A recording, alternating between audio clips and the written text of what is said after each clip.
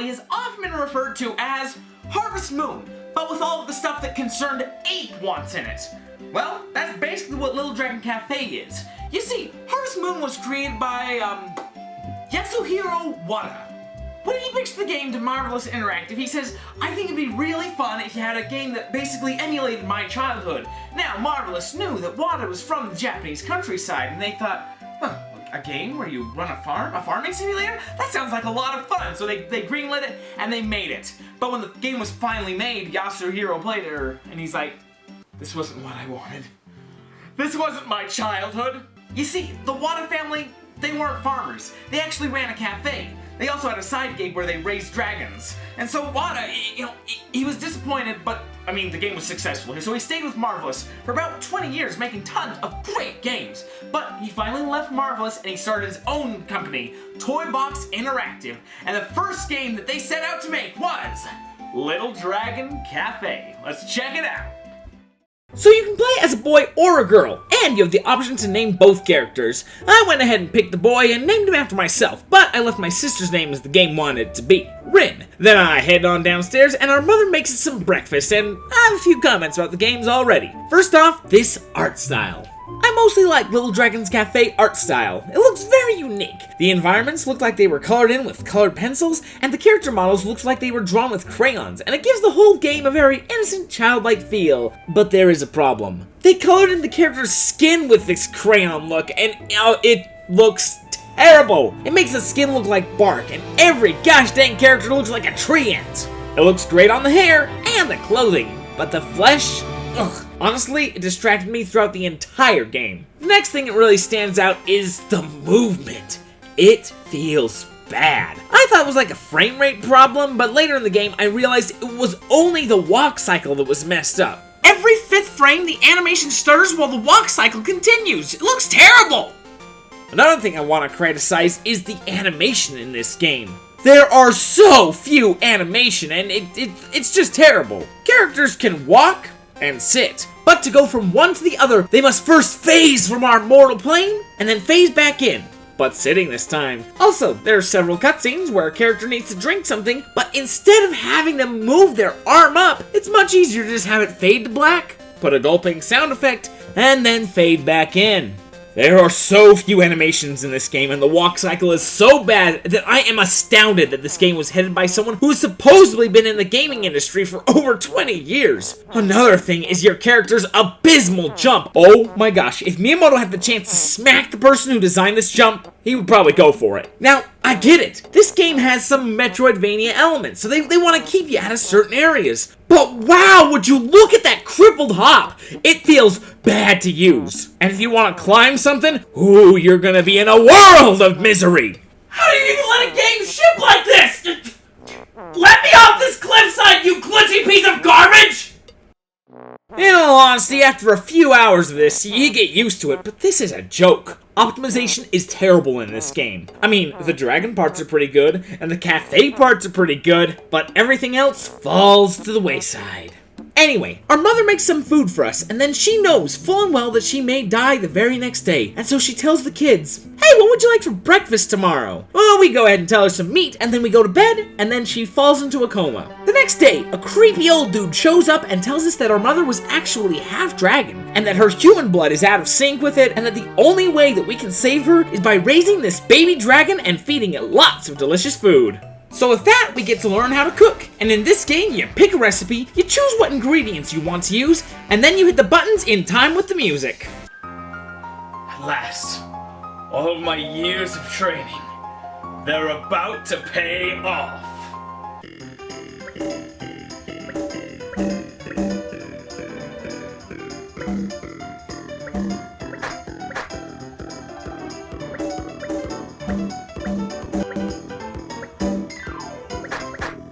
This part of the game is pretty fun, but what's going on down here? So you can see I'm chopping up the food, and then I teleport over to the corner like some sort of creep and just stand there, and then I teleport back to finish off the meal. See, this is another example of the game just not having enough animations. So now my main goal is to raise the dragon, and you know, dragons are pretty scary things. And since I get to name him, I named him the scariest thing I could possibly imagine. And with what I had already been through in this game, I named him Optimization. You know, because the game's performance is just frightening. But we are also tasked with keeping the cafe up and running. And for that, we are going to need recipes. Fortunately, all over the island, there are these crates that have recipe fragments inside of them. If you can gather up 4 of them and then talk to the old man, boom, you can cook up a steak bowl. By the way, this game makes you hungry. I mean, that steak bowl was so tasty looking that while I was taking a break from the game, I needed to go buy some steak bowls and eat them just because how tasty it looked in the game. So some old brothers come by to give the kids some tips on running a cafe. And while they were there, a young elf boy on the verge of death wanders in, begging for some food. So we throw something together for him, and once he regains his strength, he books it.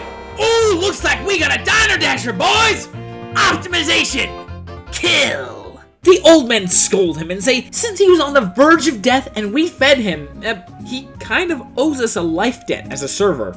But that is probably not the best for us because Billy is a bit of a bum. One day while he was slacking off, another woman comes in and by the way, I need to play a card right now. It's called the I'll try my best card. Lots of names and words in this game I am not confident that I will pronounce correctly. First off is this woman who I called Empanada. You know, like the pastry, which is good because we're in a cafe. Anyway, Empanada has dreams of opening her own bustling cafe one day, but seeing someone squandering their potential as a cafe employee, it just sends her into a Super Saiyan rage.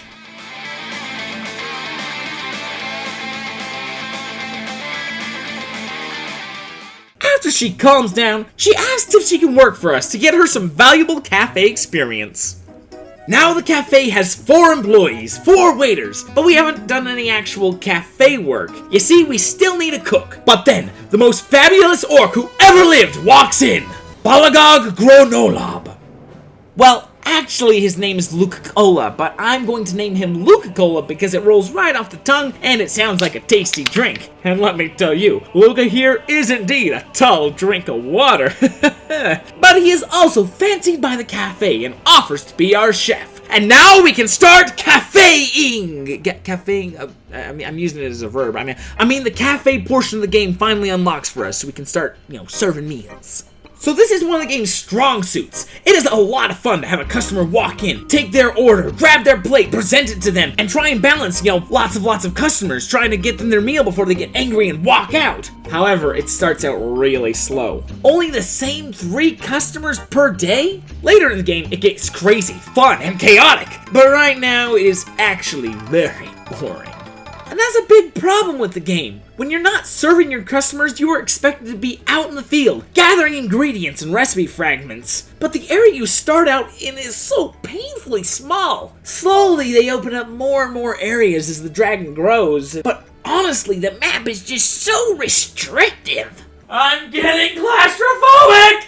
Well, after we get all that starting stuff out of the way, Pappy turns the cafe into a hotel. And soon after that, we get our first patron, the warrior Poncho. He wields a spoon as a weapon and tells us his story. And this is one of the main draws of the game. There are 10 characters that will stay in your inn, and each day they will tell you a little bit about their life. If you do the proper requirement, which is usually just enter the cafe during the day or the night. But if you miss that, you will essentially waste that day, your mom stays in the coma a little longer, and another 16 minutes is tacked onto this game. Another thing about the character stories is they are about 3 hours long, an in-game wink. And most of the time they just repeat stuff that you already know. For example, Poncho woke up every single morning, talked about how there's this warrior in his town that he looked up to, and Billy just makes fun of him. I mean, it's not that the stories are bad. They actually have some really cool moments, and they actually, intermingle with the other guests at the end, and I really like that.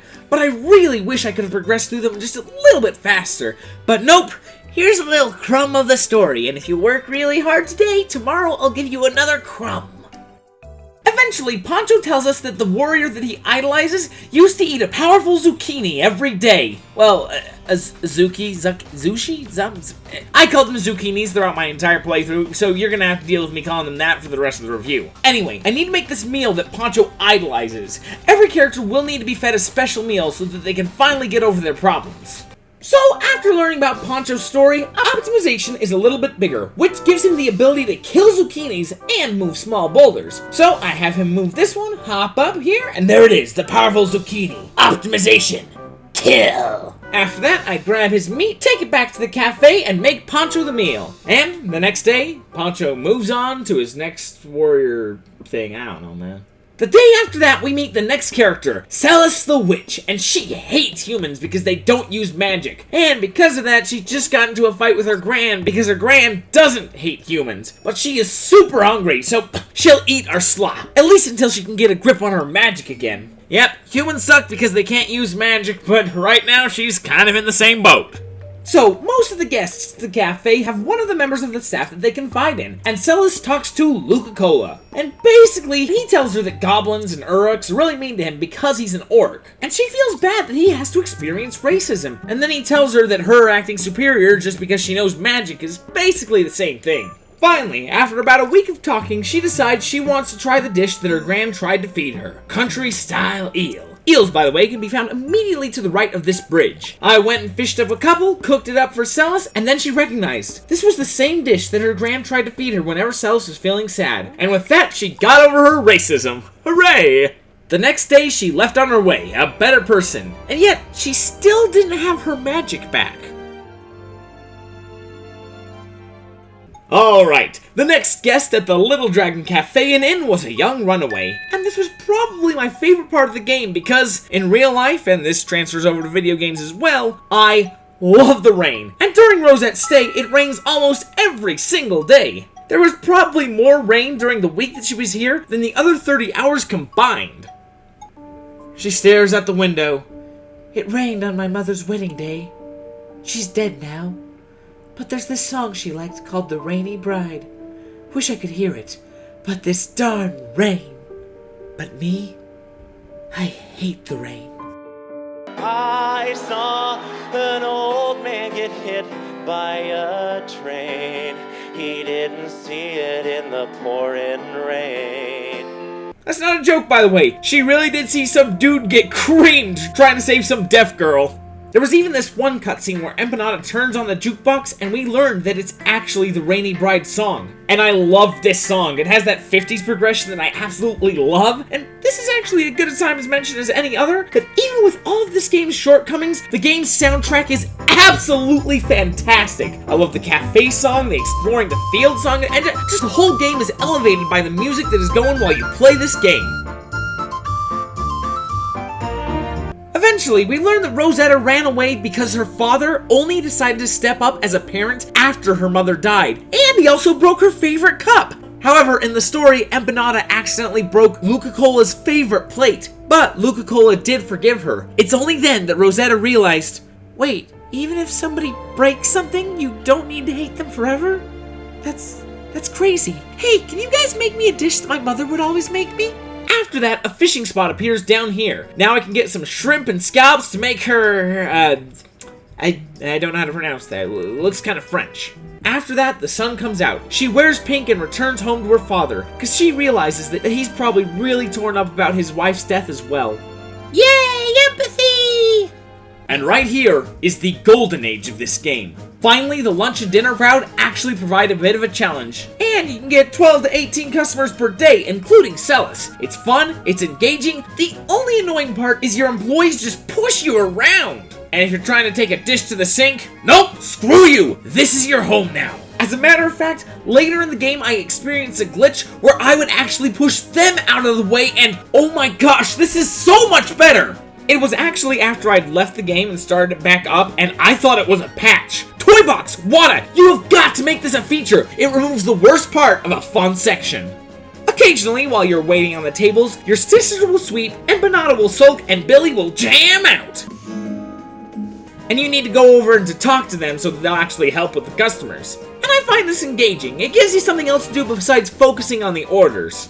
And, as an added bonus, there is some ludonarrative dissonance. You see, in the cutscenes, Empanada is always getting mad at Billy for being lazy, but I swear she took breaks far more frequently than Billy. I think he was probably the hardest worker in the game.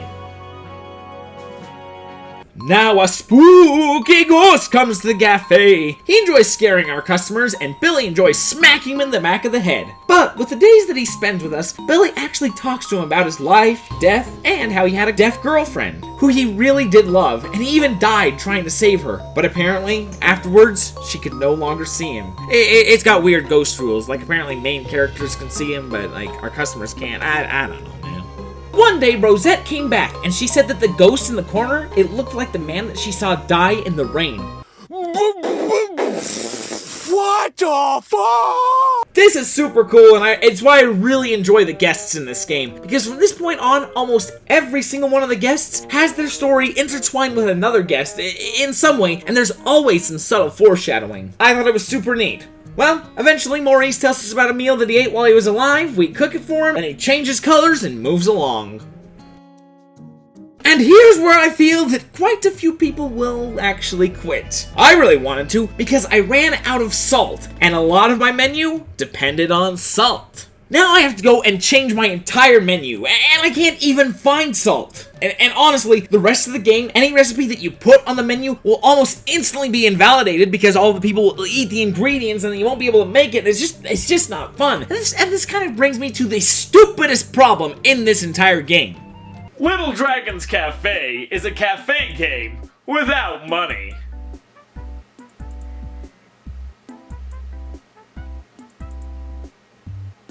Why? There is no motivation to actually serve customers. They eat your ingredients and you get nothing out of it except losing your only resource in this game, ingredients. The only reason you might actually want to serve these people is to raise your cafe's reputation meter so that the next guest will come to your cafe. By the way, even if you have a really poor day where no one got served, the meter won't go down. So just make sure you do one actual day of work per week while you're waiting for the next person to come to your inn. Another thing that I didn't realize is that you do not need to sleep in this game. You can stay up all night gathering ingredients if that's what you want.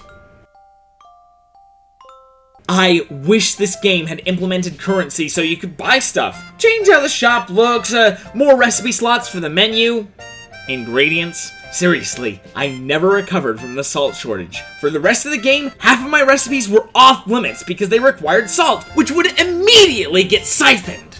Also, adding money, even if the player can't spend it, is the easiest way to give your player a dopamine shot. Not including it was a ridiculous game design choice. So, the reason you might play for a day or two after Maurice leaves is because your dragon grows and now it can fly. But the flying for this game is amazing. Sure, they didn't put effort into character movement, but that's probably because they were making sure that the dragon was super fun to control. And it opens like 5 times as much space as you have, and honestly, it is overwhelming. You go from absolutely cramped to lost, and I hate it. But I'll continue with the video because, hey, if people do quit here like I think they will, I'm guessing they would like to know how the story ends. So Huey comes to the end and almost immediately tells us that he is a werewolf. But he is an upstanding guy. He helps clean, he chops firewood, and is just a total bro. But he does get freaked out by circles because they resemble the moon. He also tells us that he used to have a buddy who would tease him with round cookies. Anyway, he tells us that once he transformed and got badly injured, but a good Samaritan saved his life and left a brooch on his body, and he hopes that one day he'll be able to return it. Eventually, he tells us that he wants to eat a piping hot pot, and I don't really remember why it's nostalgic for him. But to get the secret ingredient, miso, you need to fly out over this cliffside, and then one of these spice plants should be chock full of it. The next guest is the opposite of a giant dog man, but a little cat girl. She's also a pop idol. But as an idol, there were some people who said she wasn't talented, and rather than proving them wrong and letting her haters be her motivators, she took their words to heart, ran away, and stayed in this inn. During her stay here, we learned that Poncho and her are from the same town, and that Poncho's mother would usually feed the stray cats so that they didn't, die in the streets. Which is interesting because that's what a fortune teller told her would happen. But she actually had that be what motivated her to become a pop idol. Eventually, Chow Chow learns that she has a ton of fans like Empanada, and once I make her the same meal that Poncho's mother always made her, she cheers up and goes on her way. And there's really no need to tell you where the ingredients are. It's fish and rice. If you don't know where that is, I pity you. But you know what I will tell you? I'll tell you where your dragon's room is because I actually lost track of it for 7 hours after he grew up. To get to your dragon's room, you go to floor 3. Now there's a ladder in the corner. If you climb up this ladder, you'll find his room and you can collect dragon manure again, which is probably one of the most valuable tools in this game. Anyway, after we help Chow Chow, this weird goblin rat man comes in. The great thief, Genji. But he only steals from bad people. For example, this corrupt fortune teller. He stole a brooch from the fortune teller, but eventually he learned it was a family heirloom, and he feels terrible about stealing a mother's gifts. Unfortunately, he has lost the brooch, which is terrible because, you know, he loves his mother, even though his mother thinks that stealing is a highly dishonorable profession. Well, after a couple of days of being worried about the brooch, Huey visits the cafe. He sees Genji and remembers the time that Genji saves him and asks if he was missing a brooch. Genji is overjoyed about having the brooch back, but is really worried about returning it. But he sees that Empanada has a good relationship with her mother, and he really wants that in his life as well. So, once he gets a taste of the meal that his mother would always cook for him when he was younger, he swears that he will steal no more forever and heads off. The meal, by the way, was boiled grass. They were poor. I found the grass in this vegetable plant on the plateau. Alright, the next guest we get is a fortune teller who's upset because she foresaw the end of the world, and now she's just depressed. Of course, she goes and asks for what anyone would ask for if met with the unfortunate news that the world will shortly end. Pancake. I find it funny that every day she reiterates, the world is soon gonna end, and nobody at the cafe even cares. Eventually, Chow Chow shows up and she recognizes the fortune teller and tells her that she did not, as a matter of fact, die in an alley. Yet. This actually cheers Marie up. Maybe if she was wrong about this, she can be wrong about the end of the world. But the next day, she's back to prophesizing doomsday. And then, Genji walks in, and what do you know? This was the fortune teller that he'd stole from. He returns the brooch and apologizes for stealing it. But she's just so overjoyed with finding the brooch, she won't listen to the apology, or even acknowledge that Genji stole it. But every day she wakes up, she wonders, what should her final meal be? And then she remembers, there is a food that can grant luck. She asks if we will serve her a lucky yaki soup because it's so lucky that it could probably reverse the curse. At this point, the golden yaki will spawn on this cliffside. Just jump up, knock it down, bring it back, and cook Marie her meal. The next day, she will change into some sickeningly golden clothes and promises to only give good fortunes from now on. After that, our next guest is this girl. Hey guys, hard at work or hardly working? Oh, she is sassy. I like her.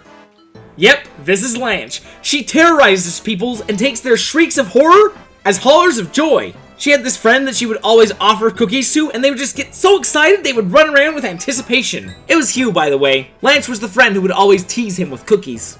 Oh, by the way, Lanch's story is beyond depressing. She's actually a little girl who died 847 years ago, and since she thought that the mother would be mad that this vampire was inhabiting the little girl's body, she never went back to the mother, even though the little girl had an argument with the mother right before she went out and died. Look at all the cute graphics and the childlike art style. Wow, it's so much fun. I did not expect to get psychologically destroyed while playing this game.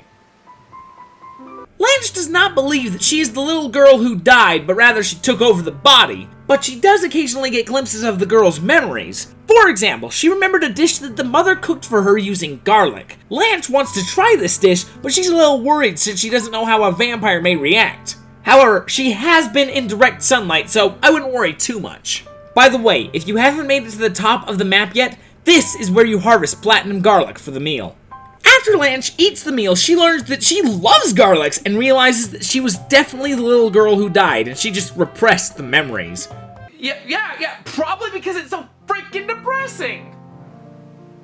The final guest at the cafe is Robogramps, Dr. Zeph. He's got the exact same problem as a lot of the guests. That is that he just keeps saying the exact same thing. Humans are too inefficient. Imagine if this cafe was manned by robots. Of course, he does have interactions with the other guests. For example, Celis comes back, and they mention that they used to be such good friends because they would bond over how much humans suck. And Maurice shows up, and he begs Dr. Zeph to make a medicine that can cure deafness for his lady friend. You know, if I saw a robot Spider-Man, I wouldn't ask him for a medicine for my deaf girlfriend. I'd ask for a cochlear. Like seriously, even the character has implants in his ears. Eventually, the first robot that Dr. Zeph made finds him and tells us that Zeph is planning on roboticizing his brain. Honestly, I think that's really up to him, but the bucket of bolts gives us a recipe to make a disgusting meal that is high in nutrients. It's something that he would make Zeph so that he didn't die as he became more and more robotic. After Lucacola explains this to Dr. Zeph, he is touched, and he decides not to roboticize his brain, and then he moves on. After that, optimization reaches his final form, which lets us reach this little area. Oh, the places you'll go. Actually, the game calls it a volcano. Don't look like no volcano I ever seen. And now, over the next few days, every character we've met comes back and helps us, and I really like this. It's nice having all the people that we've helped helping us. Poncho tells us that we need something called Dragon Miasma. Rosetta tells us we need something called a dragon scale to carry the miasma. Huey, Maurice, and Chow Chow tells us where we can find dragon scale fragments. Lanch tells us that we need 5 fragments to make a full scale. Marie sees our fortune and tells us that we will fail. Genji straight up gives us a fragment, and then Celis uses her magic to fuse all the fragments together. Then Dr. Zeph shows up and gives me a medicine. When I drink it, I spit out the miasma. Apparently, the volcano air was toxic, and the medicine that he gave me got it all out. Now, all the characters in the game show up. I gather up the miasma, I give it to my mother, and she lives. Alright, game over. I could keep playing, but I am burnt out on this game. And since money doesn't exist, I would only be playing to lose resources. So unless they add like DLC that lets the children watch in pain, unable to help their mother who has at least 3 months of muscular atrophy, I believe I am done. So, that is Little Dragon Café. Is it good? Is it bad? I don't really know if I can say that. I mean, for every bad thing in this game, there's something good to counterbalance it. You know, for all of the terrible controls and janky jumps, there's great controls on the dragon and flying. For every missing animation, there's a great musical track to make up for it. So, I don't really know if I feel comfortable telling you to skip on this or go get it. Like, it really, it's up to you. You just gotta, put a decent look at it. So this is the end of the video, so if you dislike the video, what I said, you're gonna wanna slam that dislike button, just wham. If you're subscribed and this video is also bad, you're gonna wanna unsubscribe, because I'm gonna make more videos, they're gonna be about the same quality as this one. You're gonna be subjected to it, you gotta get out now. Also, usually in my videos, I do not thank my patrons. I have a video once per month where I actually do dedicate it to the patrons, let them pick what video I'm going to review. However, here's the thing. Without the money from them, there's no way I would have been able to buy this game. Maybe I didn't have to go with the collector's edition. But since they did help buy it, I'm going to read their names just as a way of saying thank you. So we got David, Isaiah Thomas, Harold Webb, Shono, Leo Dustin, Alejandro Yobre Marquez, Wolfster25, Uncanny Stage Rage, Brandon Martin, Molly Norman, and Isha Gaming.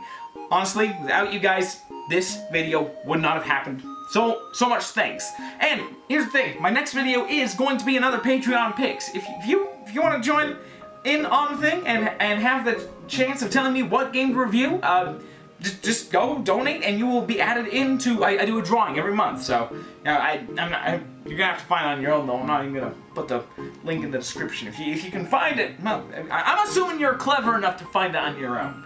All right, thanks for watching the video, and it's late time.